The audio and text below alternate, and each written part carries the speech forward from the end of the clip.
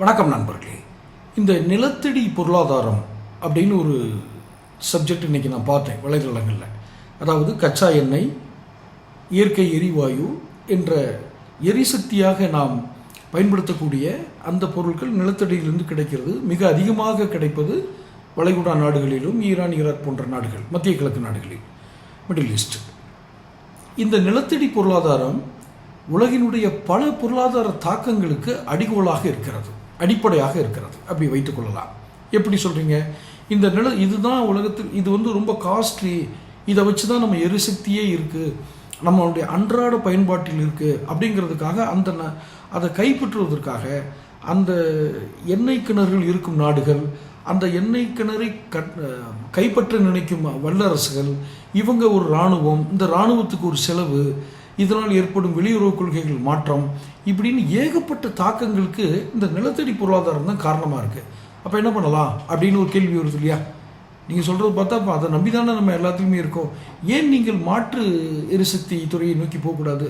ரினவபிள் energy அப்படின்னு சொல்கிறாங்க. சோலாரை பயன்படுத்துங்க, மற்ற எரிபொருள் தேவைகளை மற்ற இதுகளெல்லாம் நீங்கள் தொழில்நுட்பங்களை பயன்படுத்தி இந்த உலக இயக்கங்களை, அதாவது வாகன இயக்கம், வீட்டுக்கான சமையல் எரிவாயு என்று இந்த எரிபொருள் ஃபியூல் சிஸ்டத்தை இந்த ஆயிலை நம்பி இருக்கிறத நீங்கள் மாற்றலாமே, மாற்ற முடியும். அப்போ அதனால் ஏற்படுறது, அந்த பொருளாதாரத்தை நம்பி நம்ம இருக்கிறது, அதை நம்பி இருக்கிறதுங்கிறது ஒரு பக்கம் சரியாக போகும். இன்னொரு பக்கம் இதனால் ஏற்படக்கூடிய யுத்தங்கள், யுத்த பொருளாதாரம், அதை பாருங்கள். யுத்தத்துக்கு எவ்வளவு 1000 கோடி, எவ்வளவு மில்லியன் டாலர்ஸ் வல்லரசுகள் தங்கள் பலத்தை காட்டுறதுக்காக அவங்க காட்டுற வீர தீரம், ஏதேதோ காரணங்களை சொல்லி உள்ளே நுழைஞ்சு போய் அடிக்கிறது.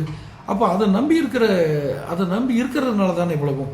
இப்போ பார்த்தீங்கன்னா, இப்போ இந்த யுத்த காட்சிகளை நம்ம பார்க்கும்போது, தொலைக்காட்சிகளில் பார்க்கும்பொழுது எண்ணெய் கிணறுகள் பற்றி எரிகின்றன, இந்த நாட்டு மேலே இருக்கிற எண்ணெய் கிணறுல குண்டு போட்டாங்க, இவங்க அங்கேருந்து ஏவுகணை தாக்குனாங்க, இந்த ட்ரோன் ஒருத்தர் யார் கண்டுபிடிச்சாங்கன்னு தெரியல, துப்பாக்கி கண்டுபிடிச்சவங்களையும் முதல்ல நம்ம எப்படின்னு சொல்ல தெரியல.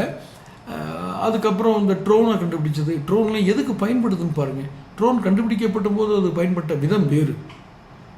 ஆனால் இந்த ட்ரோன் மூலம் தாக்குதல், எண்ணெய் கிணறு பற்றி எரியுது, இயற்கை எரிவாயு தொழிற்சாலைகள் பற்றி எரிகின்றன, இதெல்லாம் ஈரானுக்கு அருகாமையில் இருக்கிற நாடுகளில் நடக்கக்கூடிய ஒரு பெரும் விபத்துகள், யுத்த விளைவுகள். இப்போ இந்த யுத்த பொருளாதாரத்துக்கு அமெரிக்கா செலவு பண்ணுற அந்த காசு இருக்கு இல்லையா, அது எத்தனையோ நாடுகளில் வறுமையில் இருக்கிற மக்களுக்கு நல்ல திட்டங்களுக்கு பயன்படும். அப்போ இந்த யுத்தத்தை தவிர்க்கணும்னா நீ பணிந்து போ அப்படின்னு அமெரிக்கா சொல்கிறது ஒரு பக்கம், அது இருக்கட்டும்.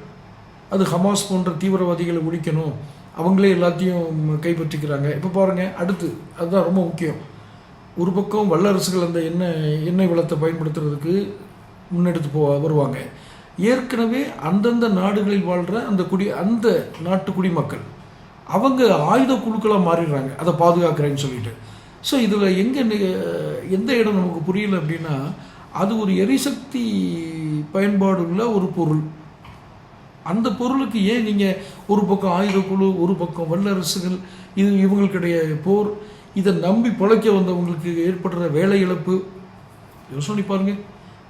வளைகுடா நாடுகளுக்கு போய் நான் எப்படியாவது சம்பாதித்து என் குடும்பத்தையும் என் வாரிசுகளையும் காப்பாற்றுவேன்னு சொன்ன நபர்கள்லாம் இப்போ எங்கே இருக்காங்க? வளைகுடா நாடுகளில் தவிச்சிட்ருக்குறாங்க. அப்போ இந்த ஒரு எண்ணெய் வளத்தை நம்பி அந்த நாணய சந்தையும் மாறுகிறது. இந்த கரன்சி வேல்யூன்னு சொல்கிறாங்க இல்லையா, அந்த நாணய சந்தையும் மாறுகிறது.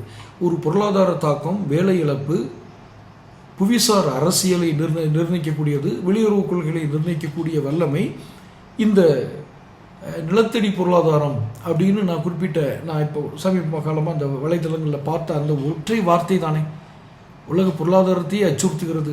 எத்தனை நாடுகளுடைய தங்களுடைய வெளியுறவு கொள்கைகளை மாற்றுகிறது, யுத்த சிந்தனையை உண்டு செய்கிறது. கைப்பற்ற வேண்டும் என்ற, விட்டுறக்கூடாதுன்னு ஒரு குரூப்பும், கைப்பற்ற வேண்டும் என்று ஒரு குழுவும், இராணுவமும் இணைந்து ஒரு யுத்தத்தை நடத்தும் பொழுது ஒரு பெரிய இதில் இருக்க சிக்கல், இன்னொரு சிக்கல் என்னென்னா, ஆயுதம் தாங்கிய குழுக்கள் பயிற்சி பெறாத இராணுவம். அது தொழில்முறை இராணுவம் அல்ல. தொழில்முறை இராணுவம் என்றால் என்ன? ஒரு குறிக்கோளுக்காக, ஒரு தேசத்திற்காக, இந்த குறிக்கோளுக்காகத்தான் உருவாக்கப்பட்டது அப்படிங்கிறது தான் இராணுவம். அவர்கள் அதை மீறி, அந்த ஒழுக்கத்தை மீறி நடக்க மாட்டார்கள். ஆனால் இந்த ஆயுத புரட்சிப்படை என்பது எந்த நாட்டில் இருந்தாலும் சரி, நக்சல், அது எந்த பெயர் கொண்டு நீங்கள் அழைத்தாலும் சரி, முறையான தொழில்முறை பயிற்சி இல்லாத ஒரு ஆயுத குழுக்களால் எவ்வளோ பெரிய அச்சுறுத்தல் வருது. அதை அடிக்கிறேன்னு சொல்லிட்டு அதை விட அதிகமான பலம் கண்ட ஒரு வல்லரசு நாடு வரும். ஸோ இது எல்லாமே எங்கே நிற்குதுன்னா, இந்த எண்ணெய் வளத்தையும் இயற்கை எரிவாயு இந்த பொருளாதாரத்தை நம்பி தான் நிற்குது. இப்போ நம்ம மாற்று சக்தியில் எடுத்துக்கிட்டோம்னு சொன்னால் நமக்கு இந்த புவிசார் அரசியல் எல்லாமே மாறிடுமா? இப்போ நான் சொல்ல வர உங்களுக்கு புரியுதுங்களா? ரொம்ப எளிமை. இப்போ ஆக்சுவலாக எல்லா நாட்டிலையுமே இந்த எலக்ட்ரிக் கார்லாம் வர ஆரம்பிச்சிருச்சு.